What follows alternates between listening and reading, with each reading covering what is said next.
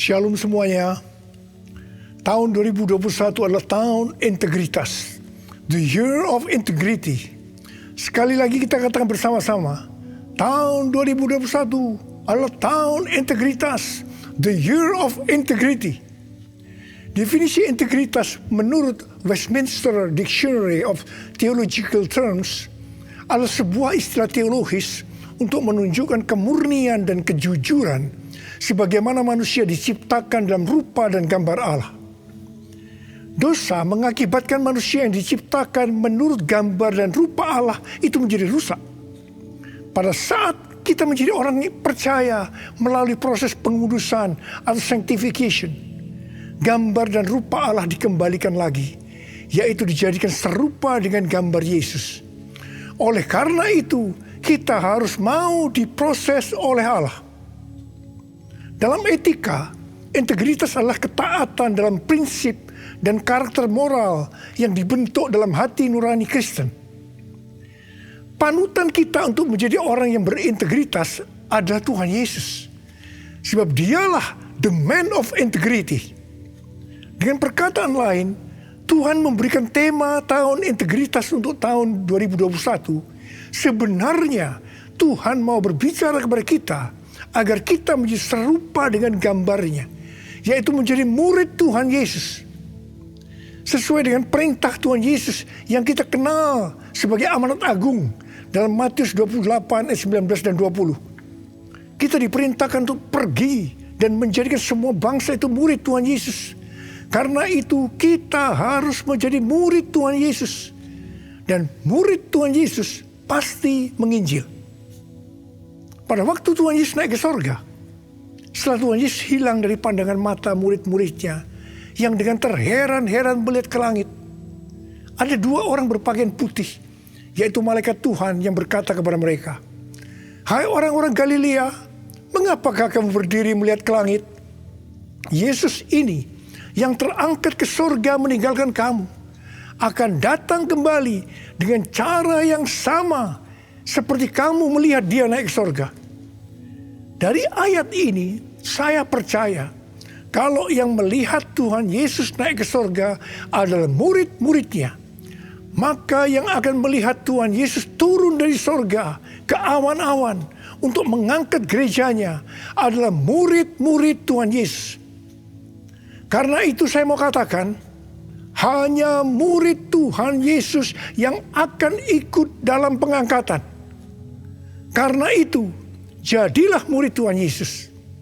Murid Tuhan Yesus adalah mereka yang berubah menjadi serupa dengan gambarnya, yaitu mereka yang berintegritas. Sesuai dengan ayat emas dari Mazmur 24 ayat 3 sampai dengan 5. Dan Mazmur 41 ayat 13 dan 14 yang menyatakan bahwa orang yang bersih tangannya dan yang murni hatinya, yang tidak menyerahkan dirinya kepada penipuan, yang tidak bersumpah palsu, dan yang tulus, di mana ini disebutkan sebagai orang yang berintegritas, yang akan masuk sorga.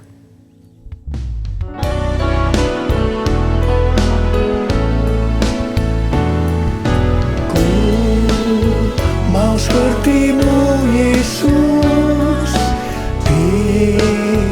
disempurnakan selalu dalam segenap jalanku, memuliakan namamu, memuliakan namamu, memuliakan namamu.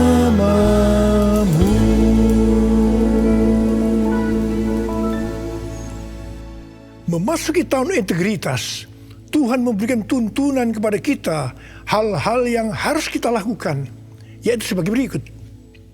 Tuntunan Tuhan yang pertama, kita harus membangun manusia rohani kita. Perikop kitab Hagai dari pasal 1 ayat 1 sampai dengan pasal 2 ayat 1a adalah ajakan untuk membangun kembali bait suci. Tuhan berfirman melalui Nabi Hagai kepada Zerubabel bin Shealtiel, Bupati Yehuda, dan Yosua bin Yosadak imam besar untuk mengajak bangsa Israel membangun kembali bait suci.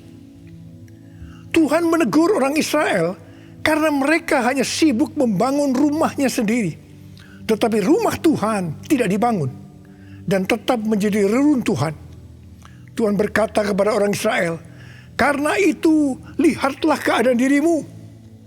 Kamu menabur banyak tetapi membawa pulang hasil sedikit. Kamu makan tetapi tidak sampai kenyang.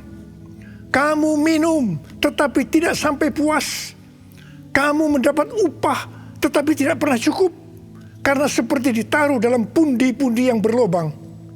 Banyak pengeluaran yang tidak terduga, seperti sakit, penyakit, dicuri, ditipu, dirampok, dan lain-lain." Teguran yang sama Tuhan berikan kepada kita. Karena hari-hari ini banyak di antara kita hanya sibuk membangun keperluan-keperluan kita secara jasmani. Sedangkan manusia rohani kita tidak dibangun, tidak diperhatikan. Pertanyaannya, bagaimana dengan keadaan saudara? Apakah keadaan saudara seperti bangsa Israel pada waktu itu?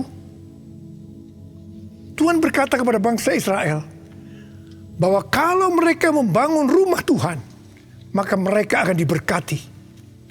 Tuhan akan menggoncangkan langit dan bumi, laut dan darat. Tuhan akan menggoncangkan bangsa-bangsa, sehingga barang-barang yang indah-indah di bangsa-bangsa akan datang mengalir memberkati mereka.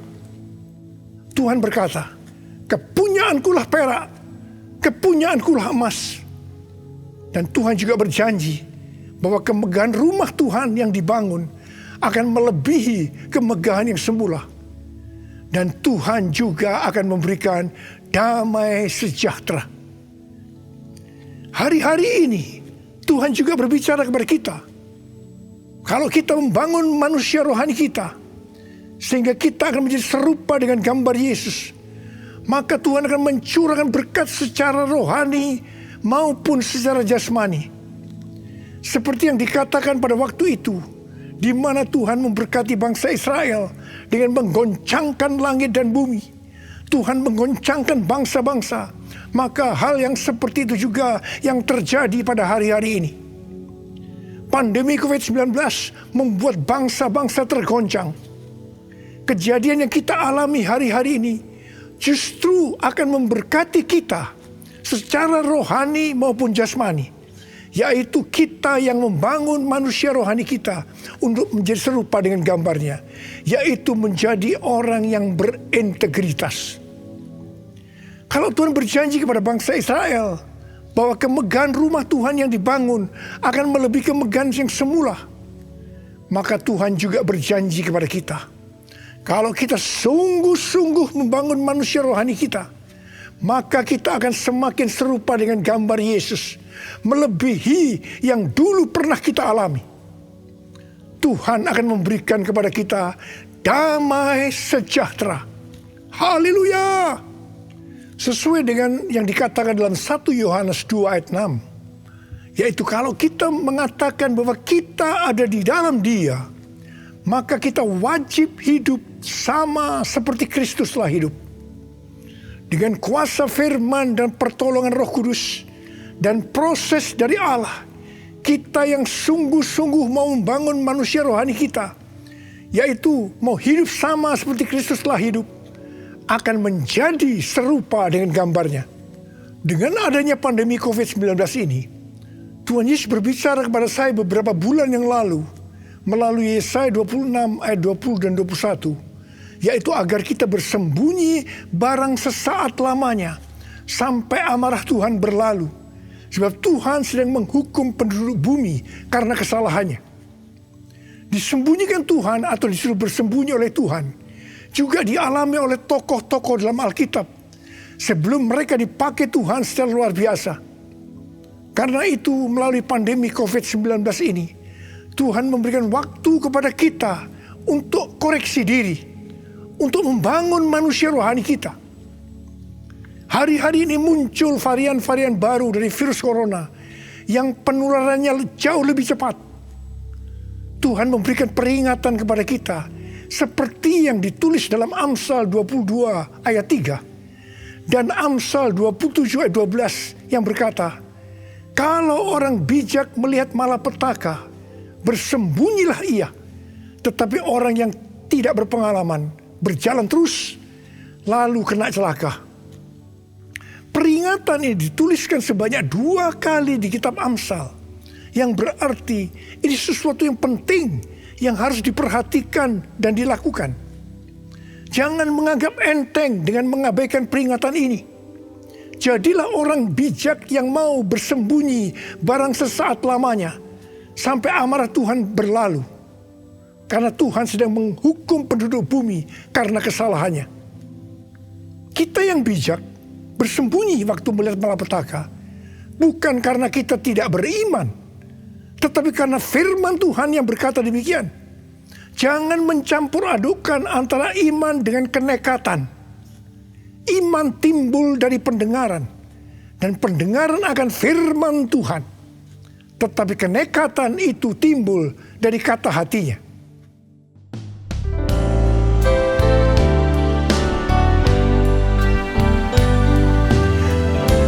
Ya Tuhan, ku percaya, aku percaya.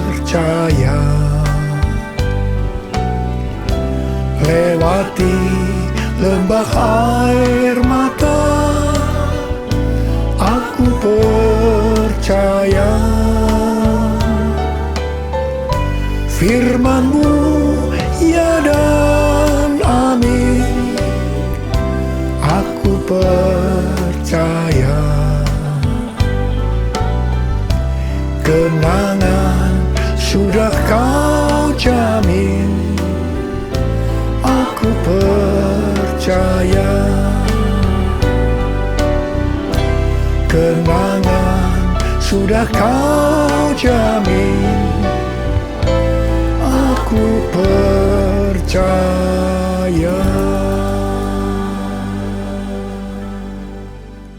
Tuntunan Tuhan yang kedua yang harus kita lakukan dalam tahun integritas ini, bahwa kita harus memberikan yang terbaik untuk Tuhan.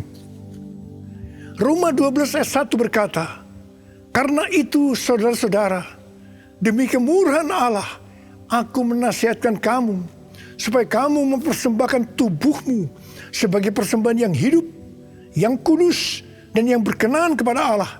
Itu adalah ibadahmu yang sejati. Ada pertanyaan, mengapa kita diminta untuk mempersembahkan yang terbaik untuk Tuhan dengan cara mempersembahkan tubuh ini sebagai persembahan yang hidup, yang kudus, dan yang berkenan kepada Tuhan? Jawabannya adalah karena kemurahan Allah kepada kita. Di mana Bapa memberikan anak yang tunggal untuk menebus dosa-dosa kita. Dengan cara Tuhan Yesus harus mati dengan penderitaan yang luar biasa. Dia dikuburkan, tetapi pada hari yang ketiga Dia dibangkitkan. Ini merupakan pemberian yang terbaik dari Allah kepada kita umat manusia. Jadi karena Allah memberikan yang terbaik buat kita, maka kita diminta untuk mempersembahkan yang terbaik untuk Dia. Di mana sebenarnya kita tidak bisa mengembalikan apa yang Tuhan berikan kepada kita. Persembahan kepada Tuhan bisa berupa ucapan syukur, pujian dan penyembahan, taat kepada firman-Nya, melayani pekerjaan Tuhan, serta mempersembahkan persembahan berupa materi. Persembahan secara materi berupa persembahan khusus, persembahan persepuluhan, persembahan sulung yang merupakan bukti ketaatan kita kepada firman Allah melalui gereja tempat kita tertanam. Respon dari orang percaya terhadap persembahan yang terbaik secara materi biasanya ada 3. Respon pertama, bagi mereka yang memiliki hubungan yang intim dengan Tuhan, akan memberikan dengan standar yang tinggi, yaitu senantiasa berupaya untuk memberikan yang terbaik untuk Tuhan. Sebagai contoh, Maria yang intim dengan Tuhan Yesus mengurapi kaki Tuhan Yesus dengan minyak narwastu murni yang mahal harganya, dan menyeka kaki Tuhan Yesus dengan rambutnya. Harga minyak narwastu murni itu seharga 300 dinar, yaitu upah 1 tahun seorang pekerja. Jadi sangat besar. Itu merupakan suatu persembahan yang terbaik. Respon yang kedua, bagi mereka yang tidak intim dengan Tuhan, hanya dapat memahami, memberi persembahan sebagai sebuah hukum yang tertulis. Ketika yang lain sudah tekun dan setia memberikan persembahan persepuluhan, persembahan sulung, dia masih sibuk menggali tentang apakah persepuluhan dan persembahan sulung itu alkitabiah atau tidak. Respon yang ketiga, bagi mereka yang cinta uang dan pencuri kas milik Tuhan, seperti Yudas Iskariot, akan mengkritik orang seperti kepada Maria yang memberikan persembahan yang terbaik kepada Tuhan, yaitu minyak narwastu yang mahal harganya. Demikian juga mereka yang termasuk orang-orang seperti ini akan menyamaratakan semua pendeta yang mengajar tentang memberikan persembahan sebagai golongan pendeta yang mencari keuntungan dari jemaat. Sehingga banyak pendeta yang takut untuk memberikan pelajaran tentang kebenaran memberi persembahan yang terbaik untuk Tuhan. Akibatnya, baik pendeta itu maupun jemaatnya gagal untuk menerima berkat yang terbaik yang Tuhan sediakan. Kesimpulannya, memberi persembahan yang terbaik untuk Tuhan hanya dilakukan oleh orang-orang yang hidupnya intim dengan Tuhan. Saya berdoa supaya saudara termasuk orang yang hidupnya intim dengan Tuhan, sehingga berkat yang terbaik dari Tuhan akan saudara terima di tahun 2021 ini. Yang percaya katakan amin. Sudah 10 tahun Tuhan berbicara kepada kita tentang persembahan sulung dari Amsal 3 ayat 9 dan 10. Yang berkata, muliakanlah Tuhan dengan hartamu dan dengan hasil pertama dari segala penghasilanmu. Maka lumbung-lumbungmu akan diisi penuh sampai melimpah-limpah. Dan bejana pemerahanmu akan meluap dengan air buah anggurnya. Persembahan sulung untuk tahun 2021 adalah seluruh penghasilan yang didapatkan pada bulan Januari 2021. Dan itu diberikan pada bulan Februari 2021 sebagai persembahan yang terbaik. Mengenai memberikan persembahan dari seluruh penghasilan, Tuhan Yesus pernah menyinggung tentang persembahan seorang janda miskin di dalam Markus 12 ayat 41 sampai 44. Pada suatu kali, Yesus menghadapi peti persembahan dan memperhatikan bagaimana orang banyak memasukkan uang ke dalam peti itu.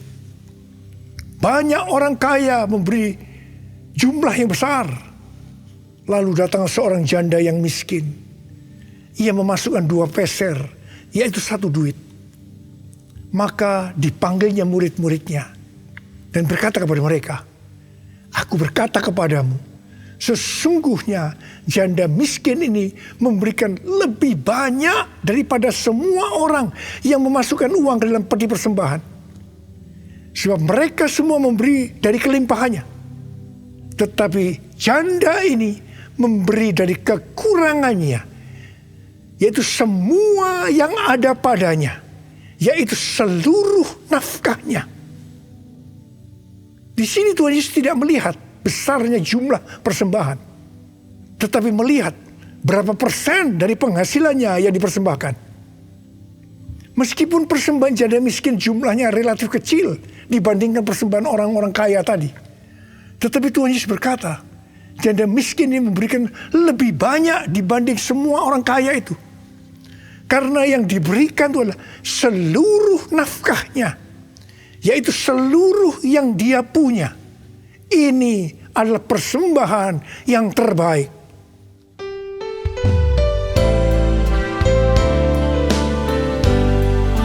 Segalanya yang ku miliki, semuanya daripadamu, kan ku bawa persembahanku yang terbaik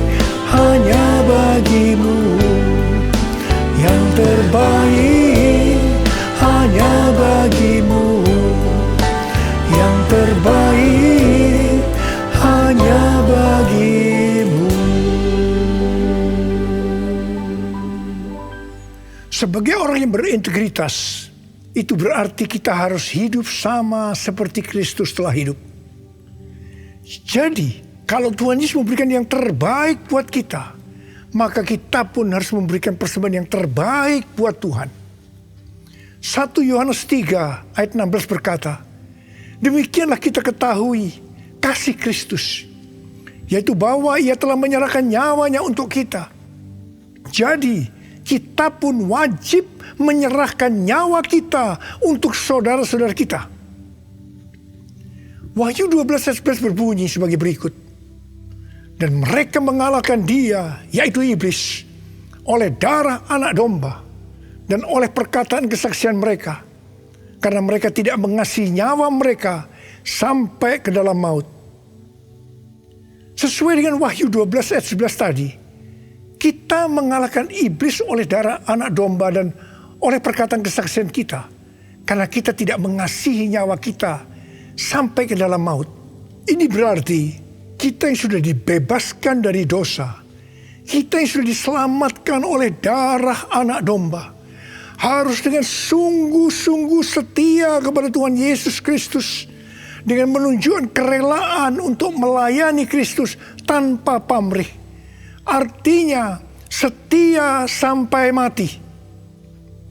Setia sampai mati artinya juga menyerahkan seluruh tubuh dan hidup kita kepada Tuhan. Sesuai dengan Roma 12 ayat 1 yang telah disebutkan di atas. Maka di tengah-tengah pandemi COVID-19 yang semakin mengganas hari-hari ini, kita perlu melakukan 6M. Yang pertama, membatasi mobilitas. Yang kedua, menjauhi kerumunan atau keramaian. Yang ketiga, mencuci tangan dengan sabun. Yang keempat, memakai masker. Yang kelima, menjaga jarak. Dan keenam, mempersiapkan diri untuk divaksinasi. Dalam era Pentakosta ketiga ini, untuk menyelesaikan amanat agung, kita berada dalam peperangan rohani yang dahsyat melawan iblis. Tuhan mau agar kita keluar sebagai pemenang. Wahyu 17 ayat 14 berkata, mereka akan berperang melawan anak domba, tetapi anak domba akan mengalahkan mereka. Karena ia adalah Tuhan di atas segala Tuhan dan Raja di atas segala Raja. Mereka bersama-sama dengan dia juga akan menang, yaitu mereka yang terpanggil, yang telah dipilih dan yang setia. Setia di sini adalah setia sampai mati. Jadi karena Tuhan Yesus menyerahkan nyawanya untuk kita, maka kita harus melayani Tuhan untuk memenangkan jiwa, setia sampai mati. Saya percaya sebagai orang yang berintegritas, kita akan menyenangkan hatinya Tuhan. Dan kita akan berkata, Tuhan Yesus, firman-Mu adalah ya dan amin. Saya siap untuk melakukannya. Mari katakan bersama saya. Katakan, Yesus terbesar.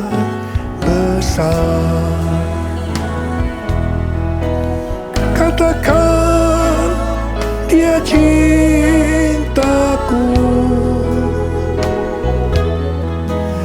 Dia sembuhkan, Dia ampuni dan beri pertolongan.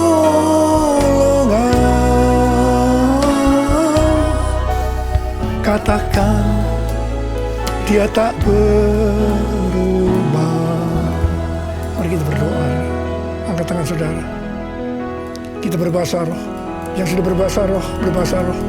Yang belum berbahasa roh, jangan diam. Katakan haleluya. Haleluya. Ralaba syaragana mata karabaya ralaba laba laba.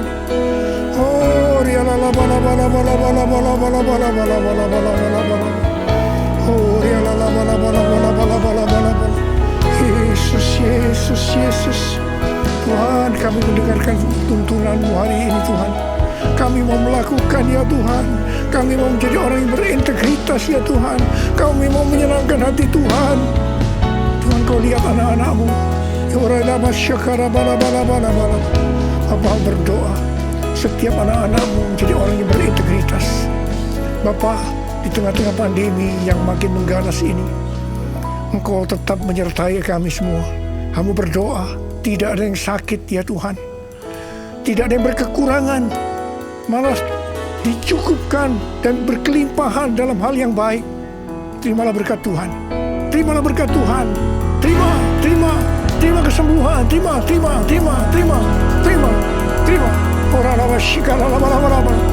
Oh Yesus. Terima kasih. Makasih. Dalam nama Yesus. Amin. Mari saudara-saudara, kita akan masuk dalam perjamuan kudus. Kita akan mengingat ayat ini. Sebab setiap kali kamu makan roti ini dan minum cawan ini, kamu memberitakan kematian Tuhan sampai Ia datang. Perjamuan kudus adalah perjamuan Tuhan Yesus sendiri. Setiap kali kita masuk dalam perjamuan kudus, Tuhan Yesus selalu berkata, biarlah ini menjadi peringatan akan aku. Karena itu mari, arahkan hati saudara kepada kebaikan Tuhan. Kita akan mengingat kebaikan Tuhan. Mari tundukkan kepala. Bapa, siapakah kami sebelum kami mengenal Engkau? Kami semua orang berdosa. Upah dosa adalah maut, mati. Tapi Engkau yang tidak berdosa telah dijadikan dosa oleh karena kami semua ya Tuhan. Engkau harus turun dari surga mulia, menjelma menjadi manusia, mati ganti kami dengan penderitaan yang luar biasa. Sungguh kalau kami pikirkan betapa baiknya Engkau itu Tuhan. Engkau jadikan kami sebagai anak-anak-Mu. Engkau yang tuntun kami, Engkau yang membela, Engkau melindungi. Engkau juga menegur kalau kami salah. Engkau menyembuhkan kami. Tuhan, terima kasih. Terima kasih buat kebaikan Tuhan. Terima kasih ya Tuhan. Terima kasih. Bapa, terima kasih. Engkau akan memberkati kami ya Tuhan melalui perjamuan kudus. Tapi Engkau mau kami makan dan minum dengan cara yang benar. Karena itu saudara-saudara, mari sebelum kita makan dan minum perjamuan kudus, kita mau koreksi diri. Kita mau introspeksi. Lihat keadaan dirimu. Kalau Tuhan ingatkan hari ini, ada hal-hal yang belum selesaikan, langsung minta ampun dengan Tuhan. Minta ampun, supaya sudah diberkati Tuhan. Ampuni kami Tuhan, ampuni kami ya Tuhan, ampuni kami. Bapa terima kasih, layakkan kami masuk dalam perjamuan kudus. Kami akan masuk dalam perjamuan kudus dengan hati yang penuh ucapan syukur. Dalam nama Yesus, amin.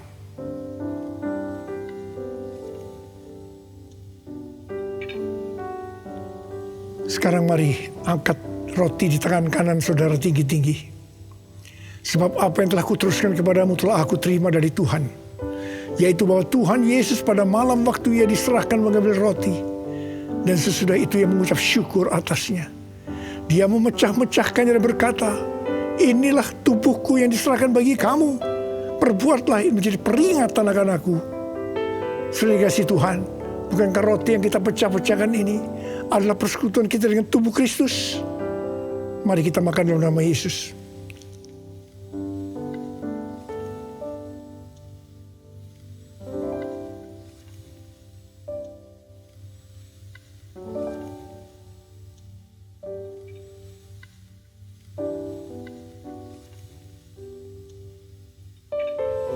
Angkat cawan di tangan kan saudara tinggi-tinggi. Demikian juga Ia mengambil cawan sesudah makan lalu berkata, cawan ini adalah perjanjian baru yang dimeteraikan oleh darahku. Perbuatlah ini setiap kali kamu meminumnya menjadi peringatan akan aku. Sudah dikasih Tuhan. Bukankah cawan pengucapan syukur yang atasnya kita ucapkan syukur adalah persekutuan kita dengan darah Yesus. Mari kita minum dalam nama Yesus.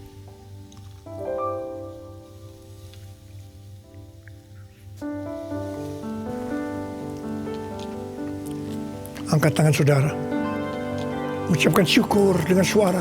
Jangan diam. Oh Tuhan, terima kasih ya Tuhan.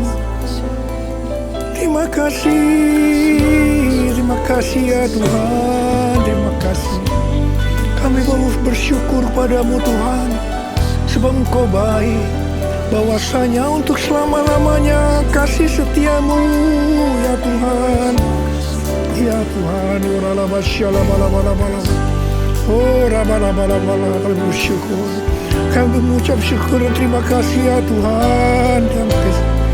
Terima kasih Yesusku, terima kasih Yesusku. Puji syukur hanya bagi Tuhanku. Terima kasih Yesusku, terima kasih Yesusku. Puji syukur hanya bagi Tuhanku. Terima kasih Yesusku, terima kasih Yesusku. Puji syukur hanya bagi Tuhanku. Terima kasih Yesusku, terima kasih Yesusku. Puji syukur hanya bagi Tuhanku. Puji syukur hanya bagi Tuhanku.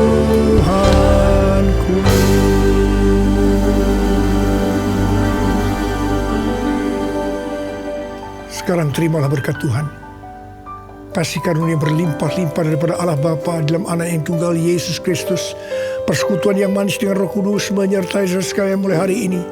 Sampai Tuhan Yesus datang menjemput kita di awan-awan dan bahkan sampai selama-lamanya. Yang percaya bersama-sama katakan amin.